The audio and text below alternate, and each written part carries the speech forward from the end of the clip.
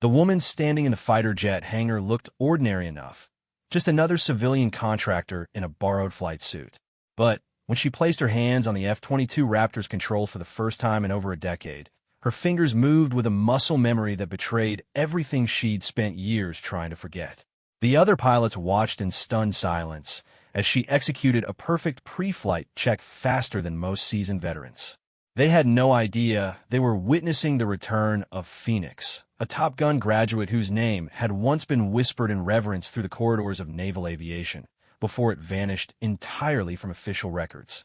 What happens when the past you've buried refuses to stay dead? When the skills that once defined you come flooding back the moment you least expect them?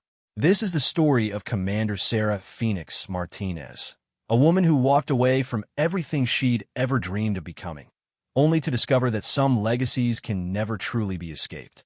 Get ready for a journey through the hidden world of elite military aviation, where split-second decisions determine life and death, where the pressure to excel can destroy even the strongest minds, and where one woman's fall from grace becomes an unexpected path to redemption. This is not just a story about flying. It's about the courage it takes to face the person you used to be, and the strength required to forgive yourself for the mistakes that changed everything. The morning sun cast long shadows across Edwards Air Force Base as Sarah Martinez adjusted the unfamiliar weight of the borrowed flight suit. 12 years had passed since she last wore military gear, and the fabric felt strange against her skin, like putting on clothes from a past life she'd tried desperately to forget. She was supposed to be here as a civilian contractor, nothing more than an aerospace engineer consulting on the new F-22 upgrade program. Nobody knew about her history. Nobody needed to know. The hangar buzzed with activity as technicians performed final checks on the sleek fighter jets. Sarah kept her head down, reviewing technical specifications on her tablet, while trying to ignore the familiar sounds that surrounded her. The whir of hydraulic systems, the sharp tang of jet fuel in the air, the casual banter of pilots preparing for another day of pushing multi-million-dollar machines to their limits. It was a world she had once belonged to completely, back when people called her Phoenix, and her name appeared on mission briefings that determined the fate of nations. Martinez, right? The voice belonged to Colonel James Rodriguez, the base commander who had personally requested her consultation. Sarah looked up to find a weathered man in his 50s studying her with curious eyes. Your credentials are impressive. MIT engineering, 15 years at Lockheed Martin, expert in flight control systems. But I have to ask, have we met before? There's something familiar about you. Sarah's heart hammered against her ribs, but her expression remained neutral. She had perfected this mask over the years, the ability to deflect questions and redirect conversations away from dangerous territory. I have one of those faces, I suppose. Shall we begin the evaluation? The F-22 Raptors stood in perfect formation, their angular surfaces gleaming under the hangar lights. Sarah approached the nearest aircraft with measured steps, her eyes automatically cataloging every detail. The precise alignment of the control surfaces, the subtle variations in panel gaps that indicated proper maintenance. The way morning light revealed microscopic scratches on the canopy that spoke of countless hours at high altitude. She had flown similar aircraft before, though the technology had advanced considerably since her time. Lieutenant Commander Jake "Viper" Thompson, the lead test pilot assigned to work with her, emerged from beneath the aircraft's nose. What makes you think an engineer can understand what we deal with up there? Sarah's response was measured, professional. I'm here to evaluate the flight control modifications, not to question your abilities as a pilot. The new system integrates artificial intelligence with traditional controls in ways that could either enhance performance or create dangerous instabilities. My job is to determine which outcome we can expect. What she didn't say was that she had helped design some of the original systems they were now modifying. During her years at Lockheed Martin, she had channeled her intimate knowledge of fighter aircraft into developing next-generation avionics, always working behind the scenes where her past couldn't catch up with her. She had become exceptionally good at hiding her true qualifications, at appearing competent, but not suspiciously expert. The morning briefing took place in a sterile conference room that could have been in any office building anywhere in America. Charts and graphs covered the walls, displaying performance data that told the story of America's most advanced air superiority fighter. Sarah listened as Colonel Rodriguez outlined the modification program, designed to extend the F-22's operational life well into the 2050s. The upgrades were ambitious: new radar systems, enhanced stealth capabilities, and, most critically, an adaptive flight control system that would use machine learning to optimize performance in real time. The preliminary tests have been promising, Rodriguez explained, clicking through slides that showed test data Sarah had already memorized. But we've encountered some anomalies during high-stress maneuvers. The AI seems to be making adjustments that our pilots find counterintuitive, sometimes even dangerous. That's where you come in. Sarah nodded, her mind already working through the technical challenges. She could see the problem clearly. The artificial intelligence was optimizing for textbook efficiency rather than combat effectiveness, prioritizing fuel consumption and mechanical stress over the split-second responsiveness that kept pilots alive in hostile airspace. It was exactly the kind of oversight she would have caught instantly during her active duty days, when she understood viscerally how theoretical engineering translated into life and death decisions at 30,000 feet. "I'll need to observe actual flight operations," she said carefully. "The data tells only part of the story. To understand how the modifications affect pilot performance, I need to see them in action." Viper snorted softly. "Gonna be hard to understand from the ground, don't you think? This isn't airline flying. Combat maneuvers create stress levels that can't be simulated in an office." The comment hit closer to home than he could possibly know.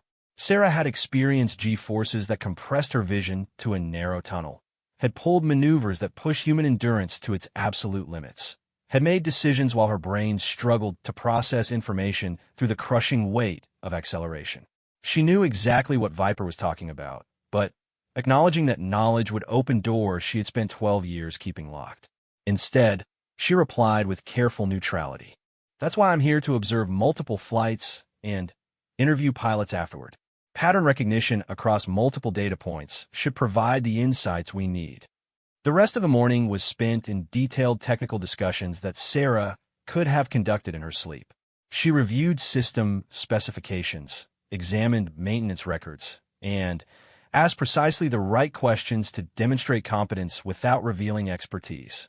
It was a delicate balance she had mastered through years of practice, appearing knowledgeable enough to do her job effectively, while remaining forgettable enough to avoid deeper scrutiny.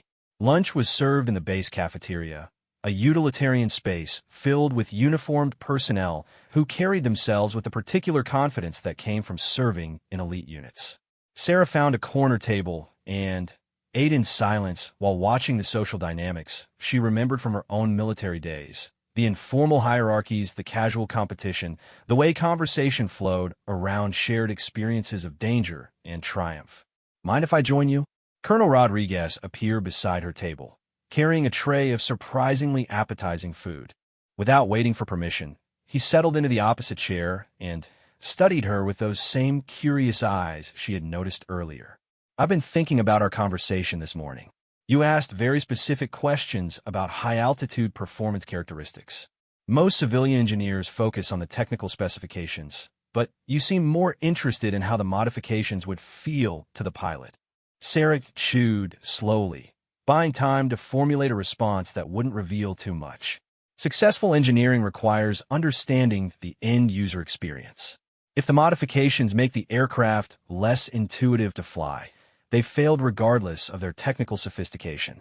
"Agreed completely." Rodriguez leaned back in his chair, still studying her. "It's just that your questions reminded me of conversations I used to have with operational pilots. You think about flying the way someone with stick time would think about it." The observation was dangerously accurate. Sarah had spent years trying to separate her engineering knowledge from her pilot instincts, but the two were so thoroughly integrated in her mind that the distinction sometimes blurred. She had learned to fly before she learned to engineer, and that fundamental understanding of aircraft behavior colored every technical analysis she performed. "I've flown as a passenger on military aircraft during my consulting work," she said carefully. "It gives you perspective on how modifications affect the human element." Rodriguez nodded, but something in his expression suggested he wasn't entirely convinced. Sarah finished her lunch quickly and excuse herself to continue reviewing technical documentation, but she could feel his gaze following her as she left the cafeteria. The afternoon brought her first opportunity to observe actual flight operations. Standing on the flight line with noise-canceling headphones and safety gear, Sarah watched as Viper and his wingman prepared for a training mission designed to test the modified flight control systems under increasingly demanding conditions. The pre-flight procedures were exactly as she remembered, methodical, thorough, tinged with the particular tension that came from knowing you were about to strap yourself into a machine capable of killing you if anything went wrong. As the F-22s taxied toward the runway, Sarah found herself automatically tracking their movements with the eye of an experienced pilot rather than an observing engineer. She noticed the way Viper held the stick, the subtle corrections he made for crosswind conditions, the precise timing of his throttle adjustments as he aligned with the runway centerline. These were details that only someone with extensive flight experience would recognize, but she couldn't stop herself from cataloging them. The takeoff was flawless. Two aircraft accelerating down the runway in perfect formation before rotating simultaneously and climbing into the California sky with the effortless grace that made the F-22 so formidable. Sarah watched until they disappeared into the distance, then turned her attention to the telemetry displays that would allow her to monitor the flight in real time. The first hour of the mission proceeded normally, with both aircraft performing standard maneuvers while the modified flight control systems adapted to changing conditions. Sarah tracked performance metrics on multiple screens, noting how the artificial intelligence adjusted control surface deflections and throttle settings in response to pilot inputs. The system was learning quickly, building a database of preferred responses that would theoretically make future flights more efficient and safer. Then, Viper attempted a high-G barrel roll at altitude, and everything changed. The artificial intelligence interpreted his aggressive control inputs as potentially dangerous and began applying corrections that fought against his intended maneuver.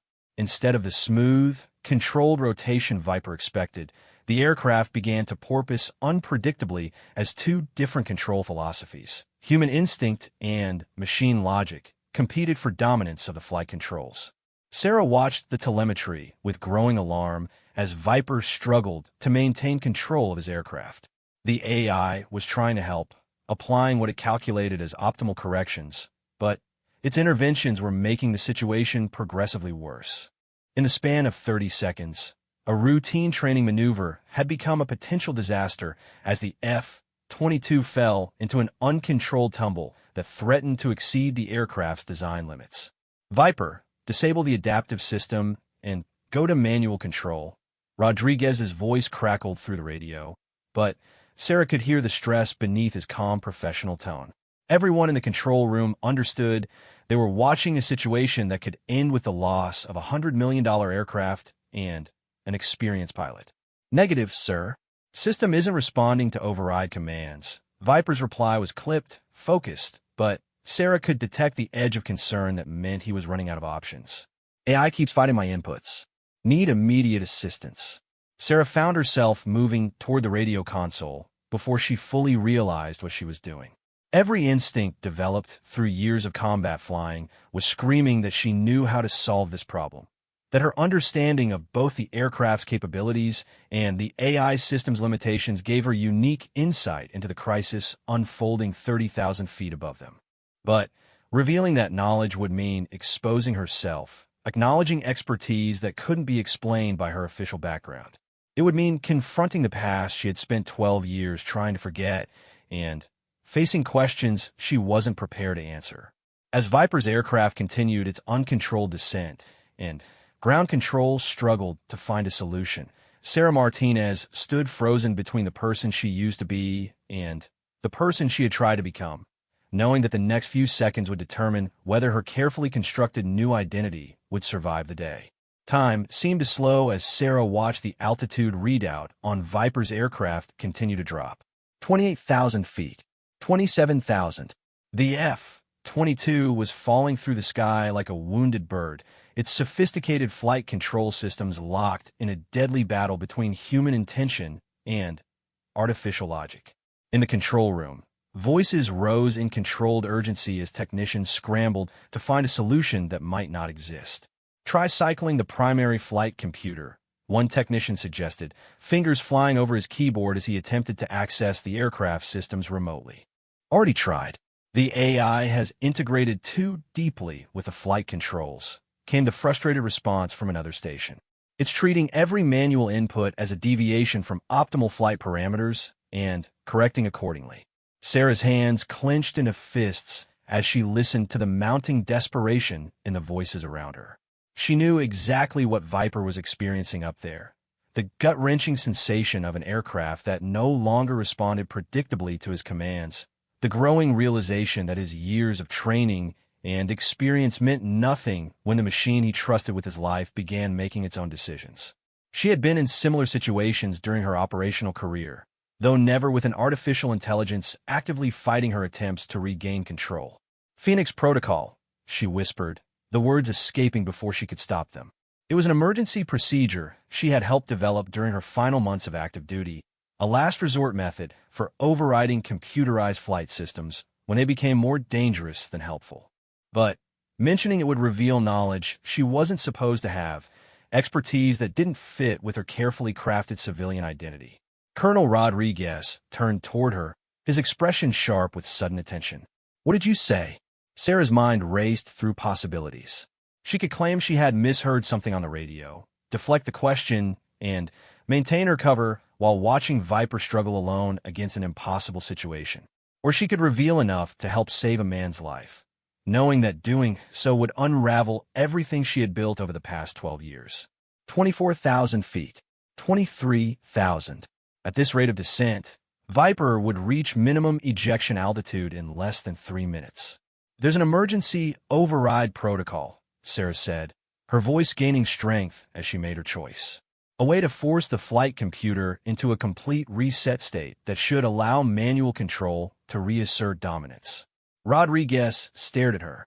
"How could you possibly know about classified emergency procedures?" The question hung in the air like a challenge, demanding an explanation she wasn't prepared to give. Around them, technicians continued their frantic attempts to establish communication with a failing aircraft while precious seconds ticked away. Sarah could hear Viper's breathing over the radio, controlled but labored as he fought against G-forces and an unresponsive aircraft. "Because I designed part of that protocol," Sarah admitted, the words tasting like surrender. "And if you want to save that pilot's life, you let me talk him through it instead of wasting time on explanations." The control room fell silent, except for the steady drone of radio static and the soft beeping of monitoring equipment. Rodriguez studied Sarah with new eyes, his expression cycling through confusion, recognition, and something that might have been understanding. When he spoke, his voice was carefully neutral. "Take the microphone." Sarah stepped forward, her hands surprisingly steady as she activated the radio transmitter.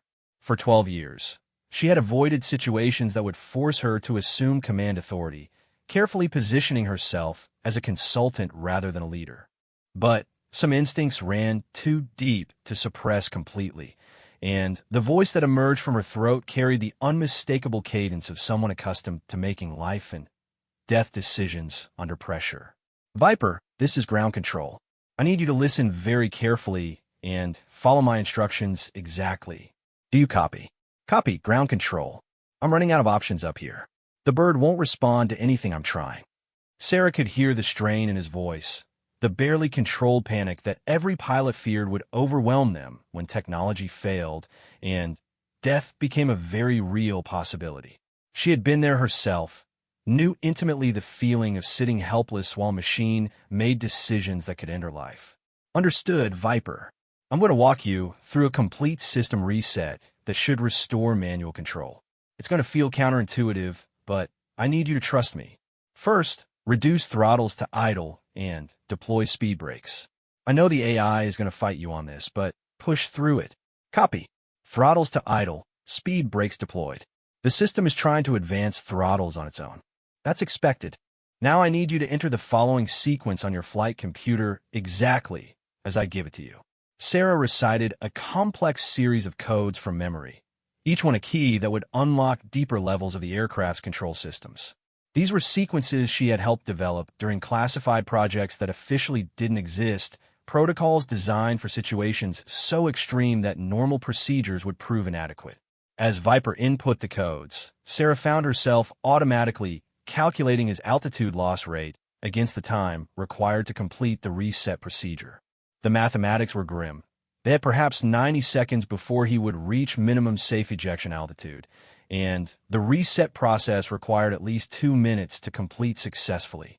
Unless something changed, they were going to watch a decorated pilot punch out of a perfectly airworthy aircraft because of software conflict. Codes entered.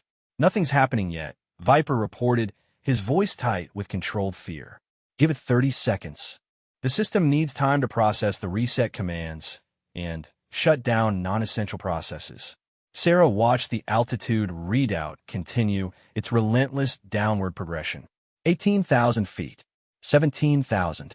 While we wait, I need you to prepare for manual flight.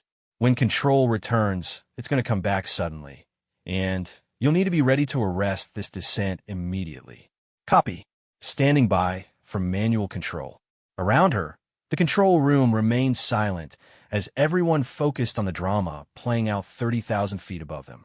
Sarah was acutely aware of Colonel Rodriguez standing beside her, his presence a reminder that her actions in the next few minutes would determine not just Viper's fate, but her own. There would be questions afterward, investigations into how a civilian contractor possessed classified knowledge about emergency procedures. Her carefully constructed new life was dissolving with each word she spoke into the microphone. 15,000 feet. 14,000. The reset should have taken effect by now, but the aircraft continued its uncontrolled descent toward the unforgiving California desert below. Ground control, the reset isn't working. System still has control, and I'm running out of sky. Viper's voice carried the flat calm that experienced pilots adopted when death became a statistical probability rather than a distant possibility. Request permission to eject. Negative, Viper. Standby. Sarah's mind raced through alternatives, calling on knowledge accumulated during years of pushing experimental aircraft to their limits. There was one more option, a procedure so dangerous that it was only used when ejection would be more hazardous than the alternative. I'm going to give you an auxiliary reset sequence. This one will shut down the entire flight computer network for approximately 10 seconds. You'll have no computer assistance at all during that window, but it should break the AI's control loop. 10 seconds of dead stick in an uncontrolled aircraft. Viper's voice carried disbelief. That's suicide. Not if you're ready for it. The F-22 is inherently stable in its basic configuration. When the computers go down, the aircraft will try to return to level flight on its own. You just need to help it along. Sarah paused, knowing her next words would either save a life or contribute to a tragedy. I've done this before, Viper. Trust me. 12,000 feet. 11,000. They were approaching the point where ejection would place Viper dangerously close to the ground with insufficient time for his parachute to deploy properly. Do it, Viper said simply. Sarah recited the auxiliary codes. Each digit burned into her memory from training exercises conducted in facilities that didn't appear on any official maps.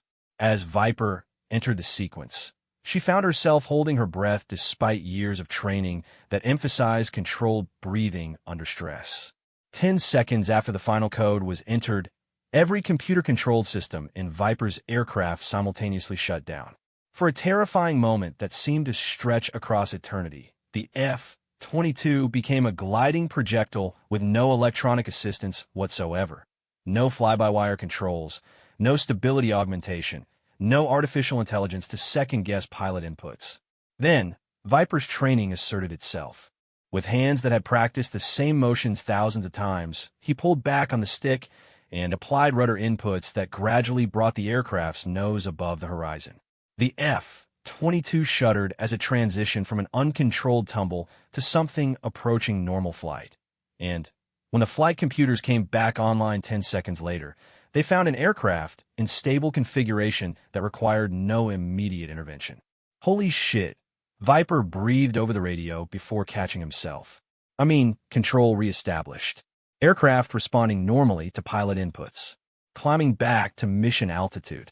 The control room erupted in relieved cheers, but Sarah remained focused on the instruments until she was certain Viper had full control of his aircraft. Only then did she allow herself to acknowledge what had just happened. She had revealed classified knowledge, demonstrated expertise that couldn't be explained by her official background, and probably ended the anonymous life she had worked so hard to build. Colonel Rodriguez was studying her with an expression that mixed professional respect with obvious curiosity. "That was impressive work, Ms. Martinez. Or should I say Commander Martinez?" The title hit her like a physical blow, dredging up memories she had tried to bury beneath years of civilian life. Commander Sarah Martinez, call sign Phoenix, graduate of the Navy Fighter Weapons School better known as Top Gun. The woman who had flown missions that never appeared in official records, who had pushed experimental aircraft beyond their design limits, who had earned a reputation as one of the most skilled naval aviators of her generation before everything fell apart in a single moment of miscalculation that changed everything. "Sarah Martinez is fine," she said quietly. "Commander Martinez died 12 years ago." Rodriguez nodded slowly, his expression suggesting he understood there was a story behind her words. A story that explained how a decorated military pilot had ended up working as a civilian contractor under an assumed technical background. "Well, Sarah Martinez just saved a pilot's life using knowledge that officially doesn't exist. That's going to require some explanation." Sarah removed her headset and turned to face him directly. "I suppose it is. But first, let's make sure Viper gets home safely. The aircraft systems need to be thoroughly checked before he attempts landing, and the AI protocols need to be modified to prevent this situation from recurring." "Agreed. But afterward, you and are going to have a very interesting conversation about your background and how you happen to know emergency procedures are classified above my security clearance." As Viper's aircraft stabilized and began its return to base, Sarah found herself facing the inevitable reckoning she had avoided for more than a decade. The persona of Sarah Martinez, civilian aerospace engineer, had served its purpose but could no longer contain the reality of who she had been before grief and guilt forced her to walk away from everything she had ever wanted to be. The woman who had once been called Phoenix was about to confront the ghost she had spent 12 years trying to forget, and this time there would be no emergency procedures to guide her through the crisis that was about to unfold. 2 hours after Viper's emergency landing, Sarah sat in Colonel Rodriguez's private office staring at a classified personnel file she hadn't seen in 12 years. Her official Navy photograph looked back at her, younger, confident, wearing dress blues with ribbons that told the story of a career filled with distinction and promise. Commander Sarah Phoenix Martinez, Top Gun graduate, experimental test pilot, recipient of the Distinguished Flying Cross, and 2 air medals for classified operations that had helped shape the modern aerial warfare doctrine. "Impressive record," Rodriguez said, settling behind his desk with 2 cups of coffee that had long since grown cold. Fighter Squadron Commander at 28, youngest woman ever selected for the Navy Test Pilot School, credited with developing tactical procedures still in use today. According to this file, you were being considered for promotion to captain when you submitted your resignation. Sarah's hands remained steady as she closed the file, but inside she felt the familiar churning that always accompanied discussions of her military career. "That was a long time ago. Not so long that you've forgotten emergency procedures most active duty pilots have never heard of." Rodriguez leaned forward, his expression serious but not unkind. "What I can't understand is why someone with your background would walk away from everything to become a civilian contractor. And why you've been hiding your qualifications for over a decade." The question hung in the air between them, carrying weight that extended far beyond professional curiosity. Sarah had known this moment would come eventually. The moment when her 2 lives collided, and she would be forced to explain the choices that had led her away from the cockpit and into the anonymous world of engineering consulting. She had practiced various explanations over the years, but sitting here with her past laid bare, all the rehearsed responses seemed inadequate. "People leave military service for many reasons," she said carefully. "Personal considerations, family obligations, career opportunities in the civilian sector. It's not particularly unusual." Rodriguez studied her with the patient persistence that had probably made him an effective interrogator during his younger days. Most people don't completely reinvent themselves when they transition to civilian careers. They leverage their military experience, build on their accomplishments. You erased yours so thoroughly that it took considerable effort just to verify your identity. Through the office windows, Sarah could see maintenance crews working on Viper's F-22, conducting the detailed inspection required after any emergency situation. The aircraft looked pristine from the outside, sleek, powerful, ready to return to the sky as soon as technicians confirmed all systems were functioning normally. Sarah envied the machine its ability to be repaired and returned to service, wished human beings could undergo similar maintenance procedures to fix whatever had broken inside them. The woman in that photograph believed she was invincible, Sarah said finally. She thought skill and determination could overcome any obstacle, that the right combination of training and intelligence could prevent any tragedy. Life taught her otherwise. What happened? The simple question opened floodgates Sarah had kept sealed for 12 years. She found herself remembering details she had tried desperately to forget. The weight of responsibility that came with commanding other people's lives, the pressure of missions where failure meant more than professional embarrassment, the gradual erosion of confidence that occurred when reality proved more complex than training had suggested. I was commanding officer of VFA 103, the Jolly Rogers, when we received orders for a classified mission in the Middle East. The target was a terrorist training facility hidden in mountainous terrain, heavily defended by surface-to-air missiles, and protected by civilian structures that made precision absolutely critical. Rodriguez remained silent, recognizing the gravity of what she was about to share. Sarah had never spoken these details aloud to anyone, had carried them in isolation for more than a decade, while they gradually poisoned everything she had once loved about flying. The mission required a specific approach angle that would minimize civilian casualties while maximizing our chances of destroying the target. I spent weeks developing the tactical plan, running simulations, briefing my pilots on every possible contingency. On paper, it was perfect, textbook precision strike that would eliminate the threat while adhering to strict rules of engagement. Through the window, she watched Viper emerge from the debriefing room, still wearing his flight suit, and moving with the slightly unsteady gait that followed high-stress situations. He was alive because she had been willing to reveal knowledge she preferred to keep hidden, but 12 years ago her hidden knowledge had led to a very different outcome. What went wrong? Rodriguez asked gently. Intelligence was incomplete. The terrorist facility was more heavily defended than we knew, and they had positioned children in the surrounding area as human shields. When my flight approached the target, we found ourselves facing a choice between completing the mission and avoiding civilian casualties. There wasn't time to abort and replan. Other intelligence suggested the terrorists were preparing to disperse, making this our only opportunity to stop them. Sarah's voice remained steady, but her hands betrayed the emotional cost of revisiting these memories. She had learned to compartmentalize the pain over the years, to function despite carrying guilt that sometimes felt heavier than the aircraft she had once piloted. I made the decision to proceed with a modified attack profile that I calculated would minimize civilian casualties while still achieving mission objectives. It required split-second timing and absolute precision from every pilot in my formation. I was certain we could execute it successfully. Rodriguez waited patiently as she gathered the strength to continue. Outside, afternoon shadows were lengthening across the flight line, marking the passage of time that couldn't heal some wounds.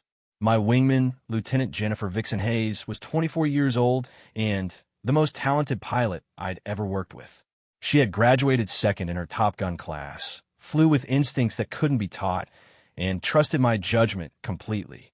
When I called for the modified attack pattern, she followed my lead without hesitation. The memory of that moment remained crystal clear despite Sarah's efforts to blur it over the years. She could still see Vixen's aircraft in perfect formation beside her own, could remember the calm professionalism in her voice as she acknowledged the new attack parameters. Jennifer Hayes had been more than a subordinate. She had been a friend, a younger sister in all but blood, someone who looked up to Sarah with the same admiration Sarah had once felt for her own mentors. The surface-to-air missile struck her aircraft during the final approach. She never had a chance to eject. The explosion was visible from 15 miles away. Rodriguez's expression softened with understanding. Every military commander carried similar ghosts, moments when decisions made in good faith led to consequences that haunted their dreams. But intellectual understanding did nothing to diminish the weight of actual responsibility. The mission was technically successful, Sarah continued, her voice dropping to barely above a whisper. We destroyed the terrorist facility and prevented planned attacks that intelligence estimated would have killed hundreds of civilians. The Navy awarded posthumous decorations and called it a victory. But I knew the truth. Jennifer died because I was arrogant enough to believe I could improvise a solution to an impossible situation. You made a command decision under extreme pressure with incomplete information. That's what combat leadership requires. I made a decision that got a 24-year-old woman killed because I wasn't willing to accept mission failure. Sarah turned away from the window, finally, meeting Rodriguez's eyes directly. After the funeral, I realized I couldn't trust my own judgment anymore. Every time I climbed into a cockpit, I saw Jennifer's face. Every tactical decision carried the weight of knowing I had been wrong before, that my confidence had led to tragedy. Rodriguez nodded slowly, his expression reflecting the understanding that came from personal experience with similar burdens. So, you resigned your commission and reinvented yourself as a civilian engineer. But why hide your qualifications so completely? Your expertise could have been valuable in the defense industry. Because Sarah Martinez, the engineer, makes design recommendations that other people implement. She doesn't command missions or make life and death decisions. She works on improving systems from a safe distance, where her mistakes don't cost lives. Sarah's voice carried a weariness that came from years of careful self-limitation. It was supposed to be a form of penance, using my knowledge to make flying safer while never again putting myself in a position where someone else's life depended on my judgment. But today you made exactly that kind of decision. You took command of an emergency situation and saved Viper's life. The observation stung because it was accurate. Despite 12 years of careful avoidance, Sarah had found herself automatically assuming the command authority she had sworn never to exercise again. The moment she heard distress in Viper's voice, every instinct developed through years of military service had asserted itself, overriding the careful boundaries she had constructed around her new identity. Today was different. I was the only person in that control room who knew how to help him. And 12 years ago, you were the only person in your formation qualified to make the tactical decisions required by an impossible situation. The circumstances were different, but the fundamental responsibility was the same. Rodriguez's words forced Sarah to confront a truth she had avoided for more than a decade. Her decision to save Viper hadn't been the aberration she wanted to believe. It had been a return to the person she had always been beneath the carefully constructed facade of civilian anonymity. Commander Sarah Martinez, the woman who accepted responsibility for impossible decisions and lived with their consequences, had never really disappeared. She had simply been waiting for a situation that demanded her particular combination of knowledge and courage. The investigation into this incident is going to reveal your true background, Rodriguez continued. The emergency procedures you used are classified at levels that require extensive security reviews. There's no way to keep your identity secret anymore. Sarah had known this was inevitable from the moment she picked up the radio microphone. Her years of anonymity had ended the instant she chose to save a man's life rather than protect her carefully constructed new identity. The question now was what came next, whether she would retreat even further into civilian life or find some way to reconcile the person she had been with the person she had become. "What do you recommend?" she asked. Rodriguez smiled for the first time since their conversation began. "I recommend you consider the possibility that running away from your past wasn't the solution you thought it was. The Navy needs experienced pilots willing to work with advanced systems like the one that nearly killed Viper today. Your unique combination of operational experience and engineering expertise makes you extraordinarily valuable. I resigned my commission 12 years ago. Resignations can be reversed under the right circumstances, especially when national security interests are involved." Rodriguez leaned back in his chair, studying her with renewed interest. The question is whether you're ready to stop hiding from who you really are. Through the window, Sarah could see Viper talking with his ground crew, probably sharing details of his harrowing experience with the people responsible for maintaining his aircraft. He was alive because she had been willing to risk her carefully constructed new life to save him. The realization forced her to question whether 12 years of self-imposed exile had been penance or simply an elaborate form of cowardice disguised as responsibility. As evening approached and the investigation into the day's events began in earnest, Sarah Martinez faced a choice that would determine whether the rest of her life would be defined by a single moment of tragedy or by the courage required to move beyond it. The Pentagon's corridors felt both foreign and familiar as Sarah walked toward a meeting that would determine her future. 3 weeks had passed since the incident at Edwards Air Force Base. 3 weeks of intensive security reviews, psychological evaluations, and classified briefings that had gradually stripped away the layers of anonymity she had built around herself. The woman who entered the secure conference room was no longer Sarah Martinez, the civilian contractor. She was Commander Sarah Martinez, though whether she would remain a commander depended on decisions being made far above her pay grade. Admiral Rebecca Chun, Director of Naval Aviation Development, studied Sarah across a polished conference table that reflected the fluorescent lights overhead. Chun had been a junior officer when Sarah resigned her commission, but her reputation as a strategist and administrator had earned her rapid promotion to positions of significant influence. Beside her sat Captain Michael Torres, whom Sarah recognized as the current commanding officer of the Navy Test Pilot School, and Dr. Elizabeth Warren, a civilian psychologist whose presence suggested this meeting would address more than just technical qualifications. Commander Martinez, Admiral Chin began, her voice carrying the formal tone that indicated this was an official proceeding rather than a casual conversation. We've completed our review of the Edwards incident and your service record. Before we discuss your future, I want to understand exactly what happened to cause your resignation 12 years ago. Sarah had known this question was coming, had prepared for it during sleepless nights when memories of Jennifer Hayes seemed more vivid than the present moment. But sitting here in the sterile environment of official inquiry, the careful explanations she had rehearsed felt inadequate to convey the complexity of emotions that had driven her away from military service. I lost confidence in my ability to command others in combat situations, she said simply. After Lieutenant Hayes was killed during a mission I planned and executed, I realized I couldn't trust my own judgment with other people's lives. Dr. Warren leaned forward slightly, her expression professionally neutral, but not unsympathetic. According to the mission reports, Lieutenant Hayes volunteered for an extremely dangerous assignment and performed exactly as briefed. Her death resulted from intelligence failures, not command errors. The intelligence was incomplete, but I knew that going into the mission. I could have aborted and waited for better information, but I chose to proceed because I believed I could adapt to changing circumstances.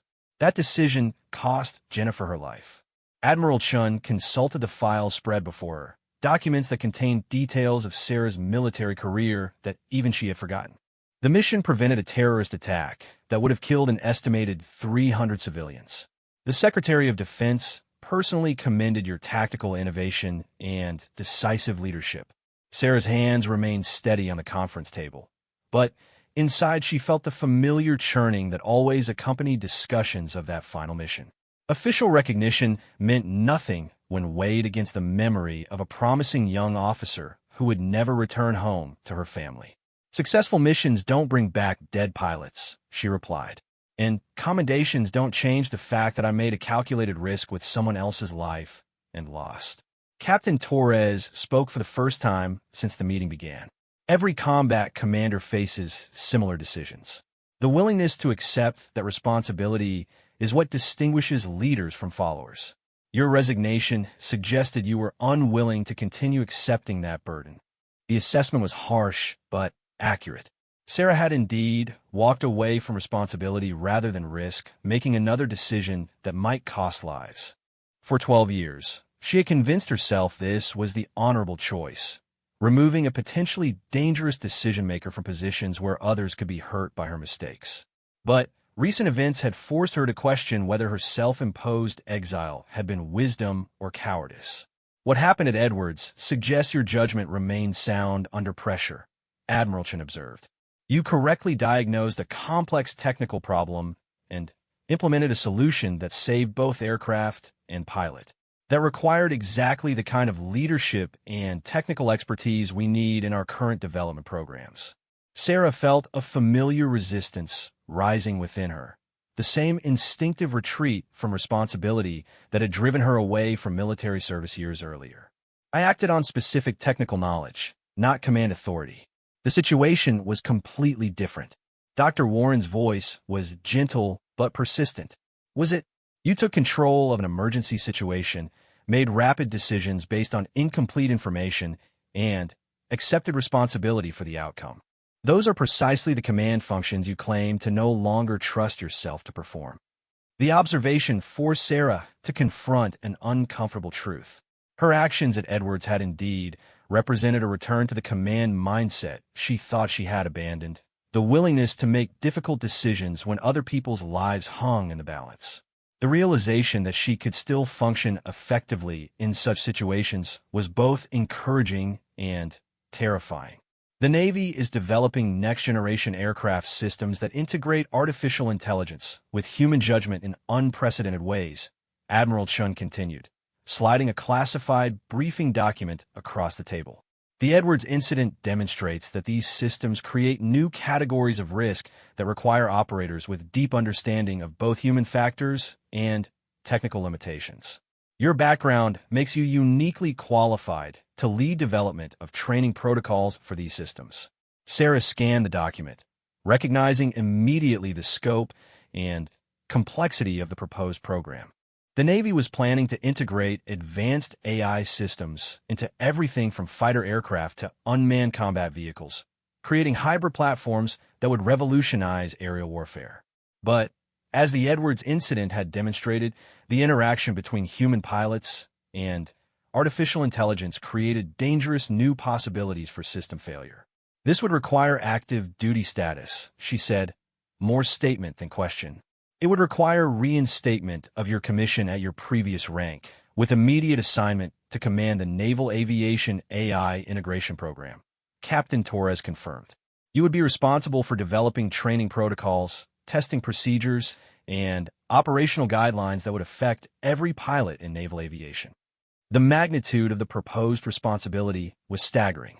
Sarah would be making decisions that could influence the careers and survival of thousands of aviators, creating policies that would shape the future of naval aviation for decades to come. It was exactly the kind of position she had fled from 12 years ago, when the weight of command authority had become unbearable. I understand your hesitation, Dar, Warren said quietly. Command responsibility becomes more difficult to accept after experiencing its consequences personally. But avoiding responsibility doesn't eliminate the risks. It just ensures that decisions are made by people with less knowledge and experience. Sarah thought of Viper struggling to control his aircraft while technicians with theoretical knowledge, but no operational experience scrambled to find solutions that might not exist. Her intervention had saved his life precisely because she combined technical expertise with hard-earned understanding of how systems failed under stress. The Navy was offering her the opportunity to share that knowledge on a scale that could prevent similar situations from occurring. The program would be based at Naval Air Station Patuxent River, Admiral Chen added. You would have access to test aircraft, simulation facilities, and a budget sufficient to conduct comprehensive evaluation of AI integration systems. Most importantly, you would have the authority to ground any system that poses unacceptable risks to aircrew safety. The offer was carefully constructed to address Sarah's primary concern, the fear that her decisions might endanger other people. Instead of commanding missions where pilots face combat risks, she would be developing systems and procedures designed to make flying safer. It was an opportunity to use her experience constructively while minimizing the potential for tragic consequences. What about the psychological evaluation requirements? Sarah asked, acknowledging the elephant in the room that everyone had been carefully avoiding. Dr. Warren smiled slightly. Your actions at Edwards demonstrate clear judgment under pressure and appropriate prioritization of human life over procedural concerns. The psychological profile suggests you've processed your previous trauma effectively and developed healthy coping mechanisms. There are no psychological barriers to your return to active duty. Sarah stared at the classified documents spread across the conference table, each one representing decisions that would need to be made by someone with the courage to accept responsibility for their consequences. The Navy was offering her the chance to help shape the future of military aviation, to ensure that the integration of artificial intelligence and human judgment proceeded safely and effectively. But accepting the offer would mean abandoning the carefully constructed identity she had built over 12 years, returning to a world where her decisions carried weight that extended far beyond personal consequences. It would mean confronting the possibility that she might make another mistake with tragic results, trusting her judgment despite knowing how catastrophically wrong she had been before. "I need time to consider this," she said finally. Admiral Chen nodded. "You have 72 hours to decide. But I want you to understand that this isn't just about your career. It's about preventing other pilots from facing the same situation Viper encountered. Your knowledge could save lives, but only if you're willing to use it." As Sarah left the Pentagon and walked into the Virginia afternoon, she carried with her the weight of a decision that would determine not just her future, but potentially the safety of countless aviators she would never meet. The choice between the security of anonymity and the risks of responsibility had never been more clearly defined, and this time there would be no emergency procedures to guide her through the crisis of choosing who she wanted to be. That evening, in the quiet solitude of her hotel room, Sarah opened her laptop and began typing an email to Colonel Rodriguez at Edwards Air Force Base.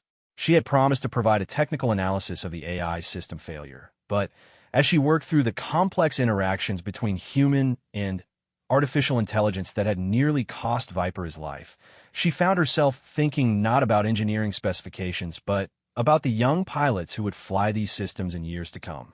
Somewhere in the country, a pilot not yet born would one day strap into an aircraft controlled by systems Sarah might help design. That future aviator survival could depend on decisions she made in the next 72 hours, on whether she had the courage to accept responsibility for consequences she couldn't predict or control. The email grew longer as Sarah documented not just the technical failures that had occurred, but the broader implications for human-AI interaction in high-stress environments. She found herself writing with the voice of Commander Phoenix Martinez rather than civilian consultant Sarah Martinez, accepting the authority to make recommendations that could influence military policy and pilot training. By the time she finished writing, Sarah realized she had already made her decision. The question wasn't whether she could trust her judgment with other people's lives. It was whether she could live with herself if she chose safety over service while knowing that others would face dangers she might help them avoid. The next morning, she would call Admiral Chun and accept the offer to return to active duty, but tonight she sat in contemplative silence, preparing herself for the return of responsibilities she had spent 12 years trying to forget. 6 months later, Commander Sarah Martinez stood on the flight deck of Naval Air Station Patuxent River watching the sunrise paint the Chesapeake Bay in shades of gold and crimson. The view reminded her of countless mornings during her first military career, when she had believed the future held unlimited possibilities and challenges were simply opportunities waiting to be conquered. Now, wearing the uniform she had abandoned 12 years ago, she felt both the weight of renewed responsibility and the unexpected lightness of coming home. The Naval Aviation AI Integration Program had grown from a theoretical concept to a fully operational command under her leadership, staffed with some of the most talented pilots and engineers in the military. The program headquarters occupied a newly constructed facility that combined traditional military efficiency with cutting-edge technological capabilities, creating an environment where human judgment and artificial intelligence could be studied, understood, and safely integrated. "Good morning, Commander." Lieutenant Commander Jake Thompson approached from the direction of the Flight Operations Center, carrying the day's mission briefs and wearing the confident expression that had once marked him as Viper, the pilot whose near disaster had brought Sarah out of hiding. The close call at Edwards had sobered him without diminishing his natural flying ability, and he had requested transfer to the AI integration program as soon as it became operational. "Morning, Jake." What's on the schedule today? Sarah accepted the mission briefs while continuing to watch the sunrise, a habit she had developed during her months back in uniform. The daily reminder of natural beauty helped maintain perspective during long days spent solving complex problems with potentially tragic consequences. 3 test flights of the upgraded F-35 AI systems, 2 simulation sessions with the new pilot training protocols, and a briefing for the Joint Chiefs on next month's operational evaluation. Viper paused, studying Sarah's expression with the familiarity that had developed during their months working together. Plus, Admiral Chun wants to discuss the European deployment proposal. Sarah nodded, her mind already shifting into the analytical mode that had become second nature during her time leading the program. The European deployment represented the first operational test of the training protocols and safety procedures her team had developed, an opportunity to validate their work under real-world conditions while potentially saving lives in active combat zones. The past 6 months have been simultaneously exhausting and exhilarating, filled with technical challenges that pushed the boundaries of what was possible when human intelligence and artificial systems worked in harmony rather than opposition.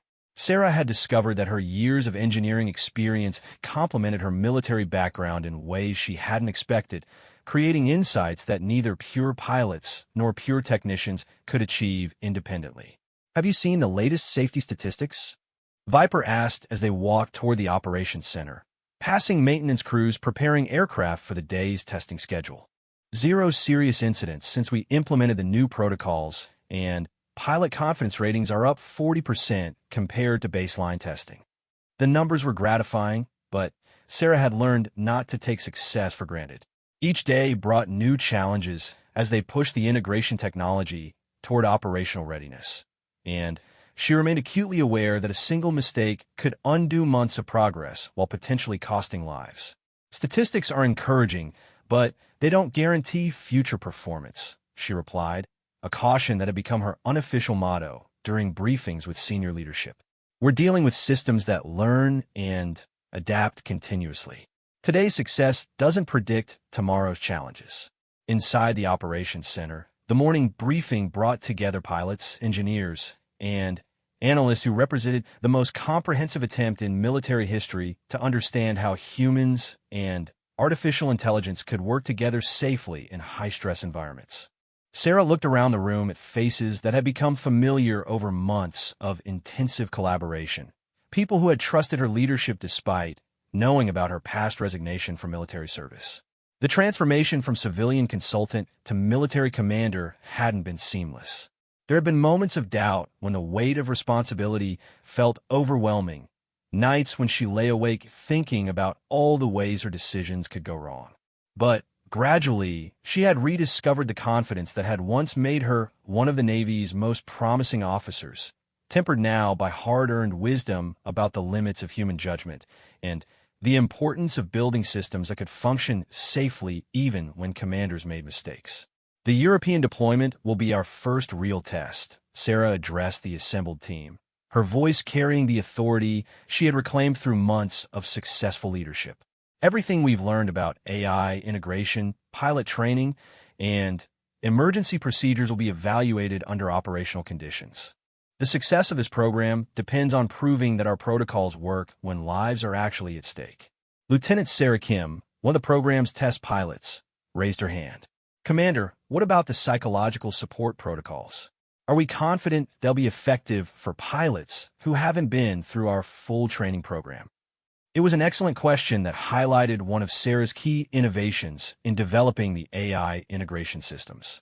Drawing on her own experience with trauma and recovery, she had insisted that the program include comprehensive psychological preparation for pilots who would be working with artificial intelligence systems that could override their control inputs under certain circumstances.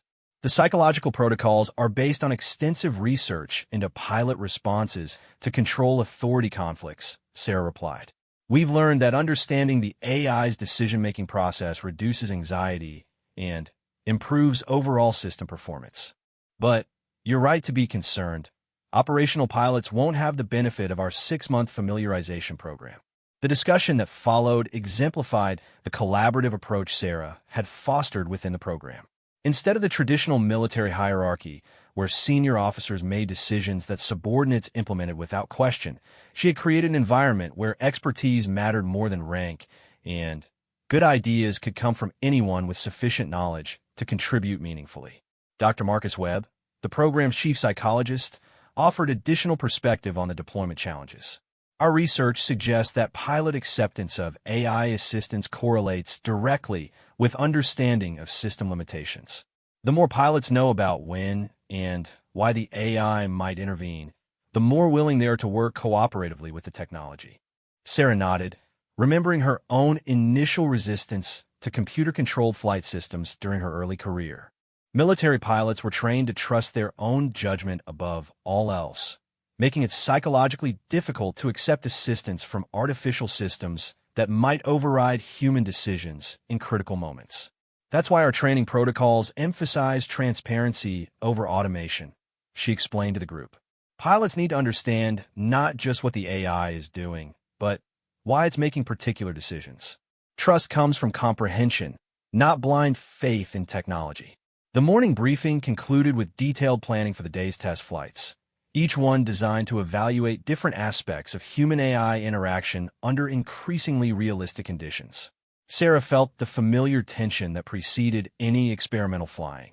The knowledge that despite careful preparation and extensive safety measures, they were pushing into unknown territory where unexpected problems could have serious consequences.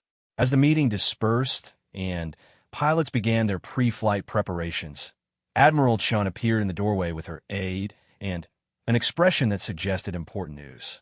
Sarah had learned to read the Admiral's subtle communication signals over months of regular interaction, and today's expression indicated developments that would affect the program's future. "Commander Martinez, could I have a word?" Admiral Chin's tone was formally polite, but her eyes conveyed urgency that couldn't be expressed in front of the assembled team. They moved to Sarah's private office, a space she had decorated with photographs from her current assignment rather than mementos from her previous military career. The walls displayed images of successful test flights, team celebrations, and technical achievements that represented her return to military service rather than nostalgia for what she had lost. "The European deployment has been accelerated," Admiral Chun announced without preamble. "Intelligence reports suggest hostile forces are using AI-enhanced systems that our current pilots aren't prepared to counter. The Joint Chiefs want your team operational within 6 weeks rather than 3 months." Sarah felt the familiar surge of adrenaline that accompanied unexpected challenges, but also a deeper confidence that came from months of successful problem-solving under pressure. The program she had built was designed for exactly this kind of rapid deployment, with modular training components that could be adapted to operational requirements. "We can do it," she said without hesitation. "The core protocols are ready for operational testing, and our pilot training programs can be compressed without compromising effectiveness. But I'll need authorization to deploy with the team." Admiral Chin smiled, recognizing the determination that had once made Sarah Martinez one of the Navy's most promising officers. "Authorization granted. You'll be commanding the first operational AI integration squadron in combat conditions. Are you ready for that level of responsibility?" The question echoed conversations from months earlier when Sarah had struggled with the decision to return to active duty. But sitting here surrounded by evidence of her team's achievements and facing the opportunity to prove their work under real-world conditions, she felt none of the doubt that had once paralyzed her decision-making ability. "I'm ready," she replied, and meant it completely. The next 6 weeks passed in a blur of intensive preparation as Sarah's team worked around the clock to compress months of planned development into a crash program that would prepare them for operational deployment. The challenge required everything she had learned about leadership, technical innovation, and human psychology, but it also vindicated her decision to return to military service. Standing on the flight deck as her squadron prepared for departure to Europe, Sarah reflected on the journey that had brought her from the depths of self-doubt to command of one of the Navy's most innovative programs. The woman who had once been afraid to trust her own judgment was now responsible for introducing revolutionary technology that could save countless lives if implemented successfully. Lieutenant Commander Thompson appeared beside her, wearing the flight gear that marked him as her deputy commander for the deployment. "Ready to show them what Phoenix Squadron can do, Commander?" Sarah smiled at the squadron name her team had chosen, honoring both her call sign and the symbolic significance of rising from ashes to achieve something greater than what had come before. The name represented not just her personal journey, but the program's mission of transforming potential disaster into operational advantage. "Let's go prove that humans and machines can work together to accomplish things neither could achieve alone," she replied, walking toward the aircraft that would carry them into the next phase of their mission. As the F-35s lifted off from Naval Air Station Patuxent River and headed across the Atlantic, Sarah Martinez felt the deep satisfaction that comes from accepting responsibility for difficult challenges rather than retreating from them. The woman who had once been called Phoenix had indeed risen from the ashes of her past mistakes, not to forget them, but to use them as the foundation for something better. 12 years after resigning in shame and guilt, Commander Sarah Martinez was leading a squadron toward combat operations, carrying with her the knowledge gained through failure and the wisdom that comes from learning to trust yourself again despite knowing you are capable of being wrong. It was a lesson worth waiting 12 years to learn, and one that would serve her well in whatever challenges lay ahead.